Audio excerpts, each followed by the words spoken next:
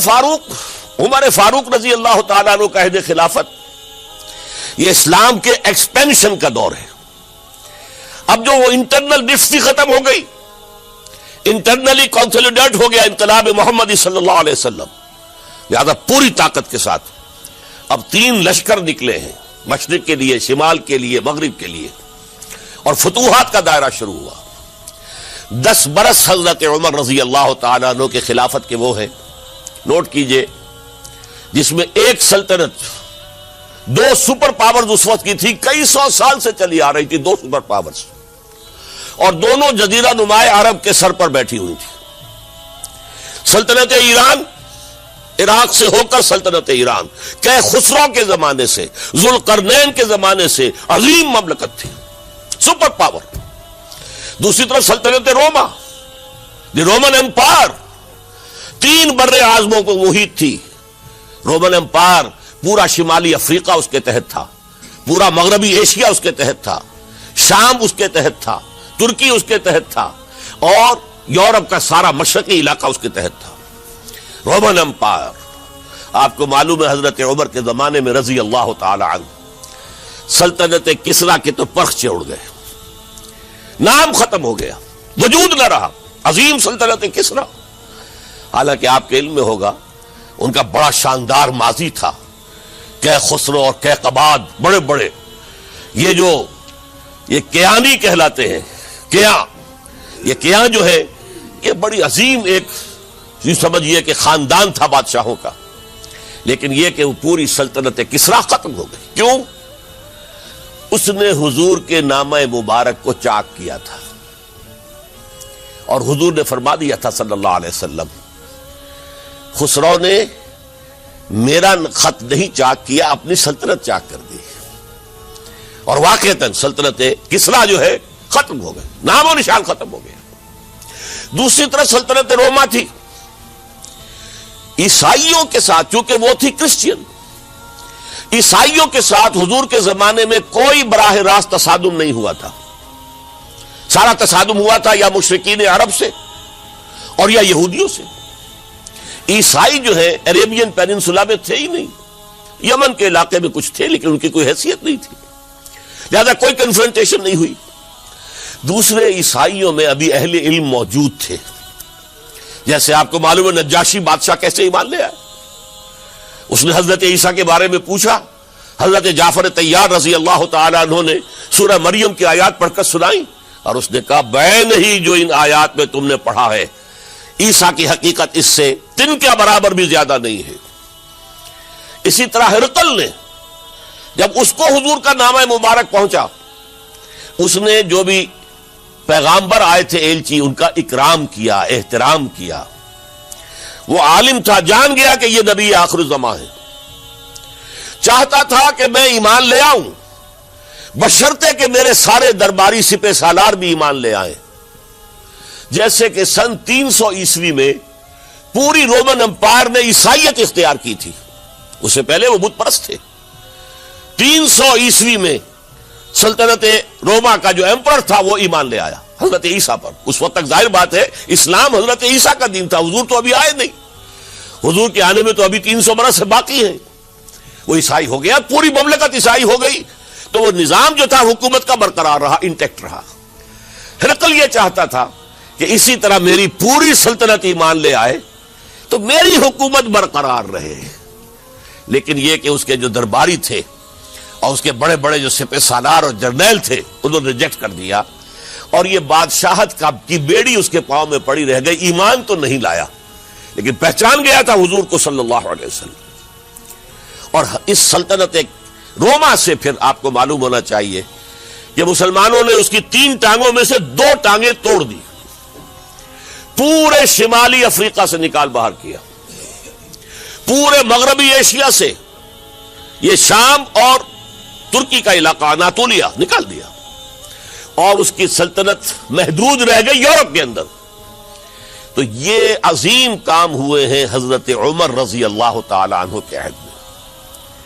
اب سوچئے اس عظیم ریولوشن کا بھی کوئی کاؤنٹر ریولوشن ہونا چاہیے تھا کہ نہیں؟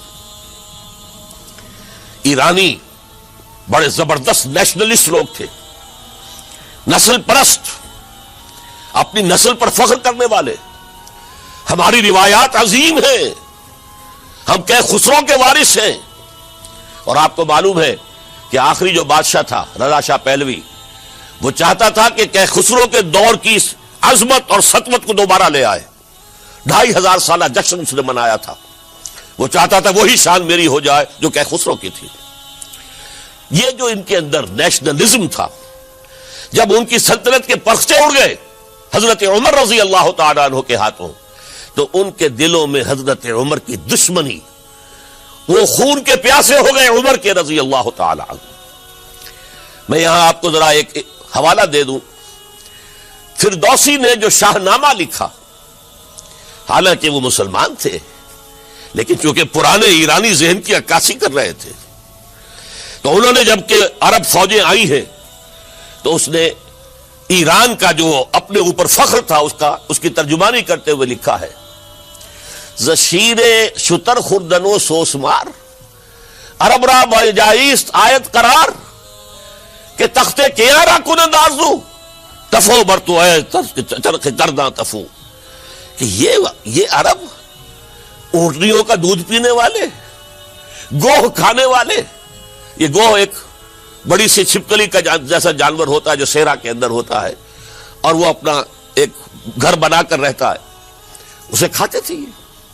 تو یہ گوہ کھانے والے، اونٹنیوں کا دودھ پینے والے عرب، آج ان کی یہ جرت، یہ جسارت، یہ ہمت کہ تخت کیارا کنند آرزو، کہ وہ آج آرزو کر رہے ہیں کہ سلطنت کا تخت جو ہے وہ ہمیں مل جائے. تفو برتو ہے چرخ گرداں تفو، تف ہے تجھ پر اے گردش کرنے والے آسمان، تف ہے تجھ پر. لہذا اب کاؤنٹر ریولیوشنری موومنٹس آئی ہے. حضرت عمر کی شہادت اس کا نتیجہ ہے. ہرمزان ایک جرنیل تھا اور اس کے جنگی جرائم اتنے شدید تھے ایرانی کے کہ واجب القتل تھا. وہ گرفتار ہو کر حضرت عمر کے سامنے پیش کیا گیا. حضرت عمر نے فرمایا یہ واجب القتل ہے، اس کی گردن اڑا دی جائے. اس کی چالاکی دیکھیے. اس نے کہا امیر المومنین، اے مسلمانوں کے امیر عمر رضی اللہ تعالی عنہ، مجھے ذرا پانی پلوا دیجیے. حضرت عمر نے فرمایا پانی لا دو. ایک کٹورے میں پانی دے دیا گیا. پھر کہا دیکھیے امیر المومنین، مجھے ضمانت دیجیے کہ جب تک میں یہ پانی پی نہ لوں مجھے قتل نہیں کریں گے. فرمایا ہاں ہاں تم پانی پی لو، جب تک یہ پانی تم نہیں پیو گے ہم قتل نہیں کریں گے. اس نے وہ کٹورا پھینک دیا. نہ اب میں یہ پانی پی سکتا ہوں نہ آپ مجھے قتل کر سکتے ہیں، کیونکہ آپ کا عہد یہ ہے کہ جب تک میں یہ پانی نہیں پیوں گا آپ مجھے قتل نہیں کریں گے. اس ہیلے سے جان بچا گیا. پھر اس شخص نے ابو لولو فیروز، ایک غلام تھا، اسے اس کام کے لیے تیار کیا. حضرت مغیرہ ابن شعبہ کا غلام تھا وہ، اور حضرت مغیرہ نے اس سے روزانہ کی ایک اجرت کہ تم کام کرو، مجھے صرف 7 آنے روزانہ دے دیا کرو. اس نے آ کر حضرت عمر سے کہا کہ میرا جو آقا ہے مغیرہ ابن شعبہ، یہ مجھ سے بہت زیادہ طلب کرتا ہے. حضرت عمر نے پوچھا کیا دیتے ہو؟ 7 آنے. تم کرتے کیا ہو؟ کہ میں نجار بھی ہوں، میں لوہار بھی ہوں، میں یہ کام کرتا ہوں. فرمایا اتنے پیشوں کا جاننے والا اس کے لیے یہ روزانہ کا ٹیکس یہ زیادہ نہیں ہے، یہ تمہیں دینا چاہیے. اس نے کہا میں چکیاں بھی بناتا ہوں. حضرت عمر نے فرمایا پھر ایک چکی ذرا مجھے بھی بنا دینا. کہنے لگا آپ کے لیے تو میں ایسی چکی بناؤں گا کہ جس کی آواز دنیا بھر میں جائے گی. وہ شخص ہے اور ہرمزان کی سازش کے تحت وہ ایرانی جسے بعد میں ایرانیوں نے کیا کہا، جس نے قتل کیا حضرت عمر فاروق کو، حضرت ابو لولو فیروز. آج بھی ایران میں اس کی قبر کی تفسیریں بکتی ہیں بازار کے اندر. حضرت ابو لولو فیروز وہ آیا ہے مسجد نبوی میں، اور آ کر اس نے جبکہ حضرت عمر رضی اللہ تعالیٰ عنہ امامت فرما رہے حملہ کیا، 5-6 وار خنجر کے کیے. حضرت عمر رضی اللہ تعالیٰ شدید مجروح ہو گئے. یہ انتقام تھا جو عجم نے وہ سلطنت کے جس کے ٹکڑے ختم ہو گئے تھے، جس کا ٹکڑے کر دیے گئے تھے، اس نے انتقام لیا عالم اسلام سے. سمجھا انہوں نے یہ تھا کہ شاید یہ پوری عمارت اسی ایک ستون پر کھڑی ہے، حضرت عمر ہی کے ستون پر کھڑی ہے، اس ستون کو گرا دو گے پوری عمارت گر جائے گی. لیکن ثابت ہوا نہیں، یہ محمد کی بنائی ہوئی عمارت ہے صلی اللہ علیہ وسلم.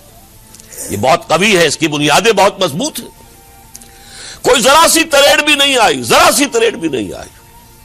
حضرت عمر فاروق کی شہادت کے بعد حضرت عثمان رضی اللہ تعالیٰ عنہ کا دور خلافت شروع ہوا، اور جوں کا